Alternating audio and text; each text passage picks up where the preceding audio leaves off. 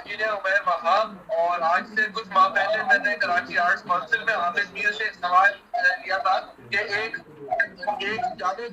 عمران خان صاحب ہیں جن کو تمام طرح کی مخالفات بننے کے بعد بھی سرکاری پروٹوکول مل رہا ہے، اور دوسری جانب کراچی اور سندھ کے شہری علاقوں کے سب سے مقبول لیڈر یعنی کہ آپ کو تقریر، تحریر، تصویر پر بھی آج تک آپ کی پابندی عائد ہے۔ اس کا جواب حامد میر صاحب نے دیا کہ ڈومیسائل کا مسئلہ ہے۔